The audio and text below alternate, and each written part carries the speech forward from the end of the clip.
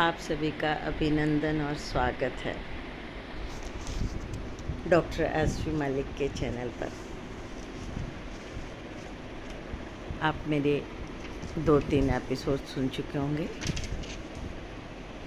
लेकिन मेरी धर्म यात्रा का ये दूसरा एपिसोड है। मैंने आपको अपने पहले एपिसोड में ये बताना शुरू किया था कि मेरी धर्म यात्रा कैसे शुरू हुई।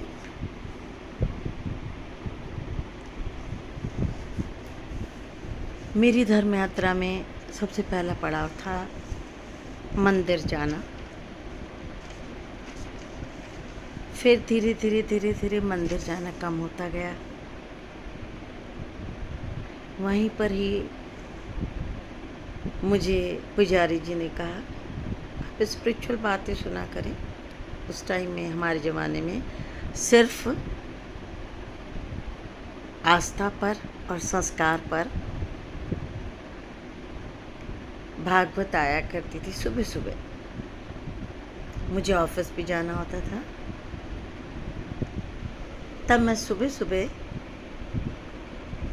आस्थान कर देती थी और कोई भी भागवत आ रही होती थी, कोई भी कथा आ रही होती थी, उसको सुना करती थी।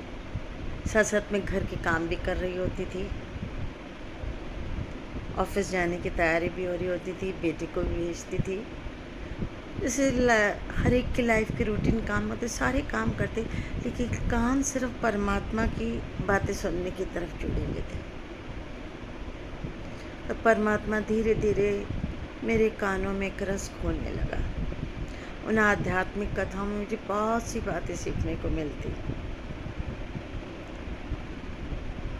जो धीरे धीरे मेरे संस्कार बनती जा रही थी। मुझे नहीं मालूम चला। उन कथाओं को सुनने से, उन बातों को सुनने से कब मैं सेल्फ मोटिवेटेड हो गई स्पिरिचुअलिटी की तरफ बढ़ने के लिए, मुझे मालूम ही नहीं चला।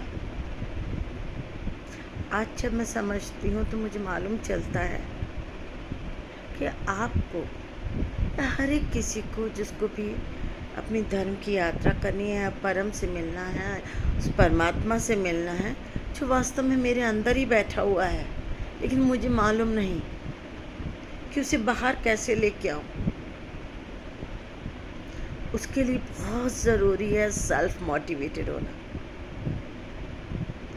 मैं सेल्फ मोटिवेटेड होने के लिए इन बातों को सुनती रही। सुनने से कब मेरे ब्रेन में न्यूरॉन्स के पैटर्न्स बदलने लगे, कब मैं अपनी लाइफ में डिसिप्लिन में आने लगी, मुझे खुद भी नहीं मालूम चला। इन कथाओं को सुनते सुनते एक दिन फिर मैं वापस मंदिर गई। मैंने कहा, पुजारी जी, अभी भी मुझे लगता कि मुझे बहुत कुछ जानना है। तो उन्होंने कहा कि आप एक गुरु बनाएं। वहीं पर ही एक मुझे महिला मिली, वो बोली, हम गुरु को नहीं बनाते, गुरु हमें अपने आप ढूंढ लेते हैं। अब मैं उस दिन के इंतज़ार में रहने लगी, कब मेरा गुरु मुझे ढूंढेगा, कब वो जन्मों का बिछड़ा हुआ कौन गुरु होगा, मुझे नहीं मालूम था। मैं गुरु के लिए इंतज़ार में रही और मेरा सुनना, जहाँ भी कोई सत्संग होता मैं उसको सुनना पसंद करती, उस सत्संग में बैठना पसंद करती। मंदिर धीरे धीरे जाना मेरा और कम हो गया, क्योंकि वक्त नहीं मिलता था और अब मैं 40 के पड़ाव में आ चुकी थी।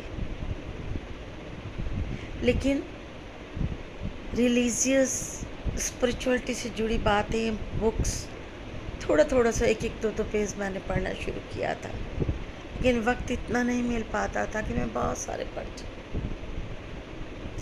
फिर एक दिन ऑफिस में बैठी हुई थी, मैं अवधूत बाबा शिवानंद जी के 8:30 बजे उस टाइम में संस्कार चैनल पे उनके कुछ एपिसोड्स आया करते थे, मैं वो सुना करती थी।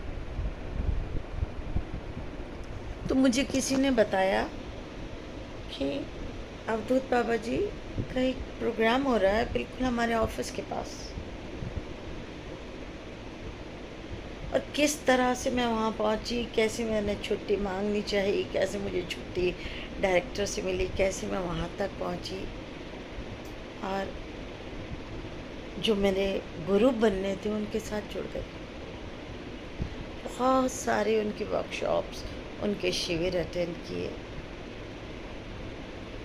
लेकिन वो हर बात कहते थे, तुम चाहते क्या हो, पहले वो डिसाइड करो, उसको पक्का करो। तुम्हारा जीवन किस तरफ जाना चाहता है, तुम्हारा मन क्या करता है। मैं जो बातें बता रहा हूँ, संकीर्तन करो, सत्संग करो, अच्छे संग के साथ रहो, सेवा करो, लेकिन ये सब करना तुम्हें होगा।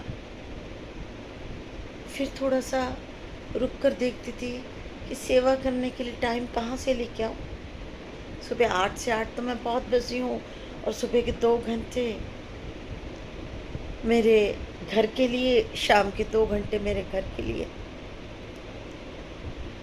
कहाँ से टाइम निकलेगा, ऐसा ही सोचती रहती थी।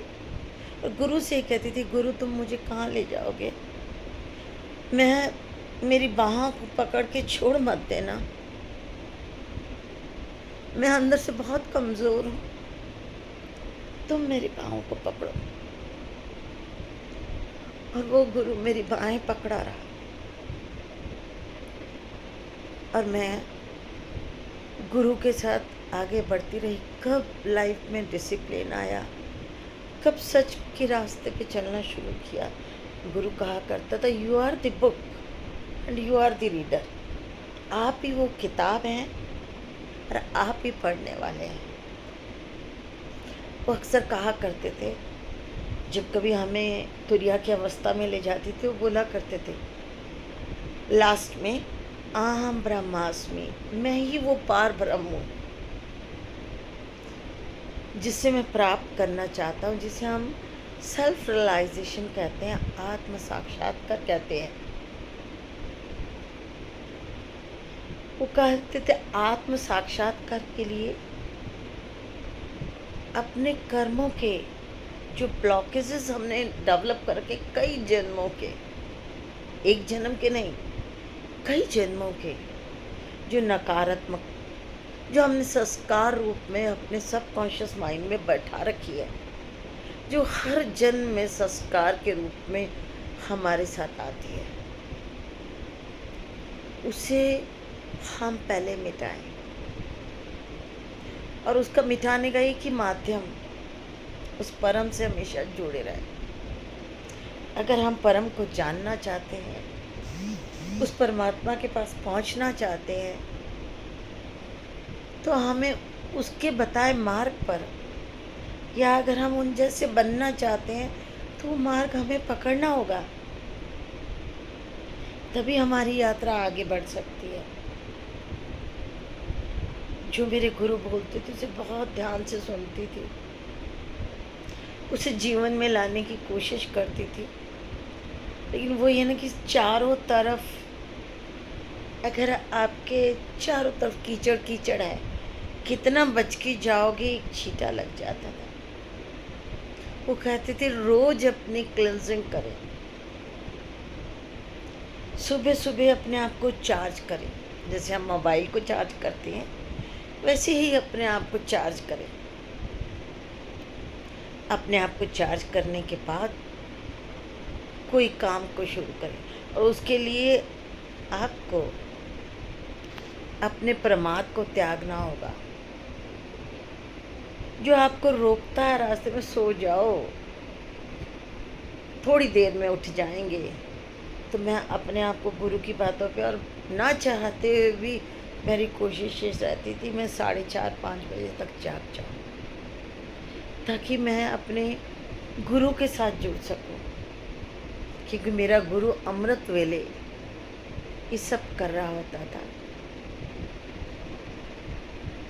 अब आगे की यात्रा मैं आगे आपको सुनाऊंगी, किस तरह से गुरु ने मुझे इतना ऊपर ले लिया।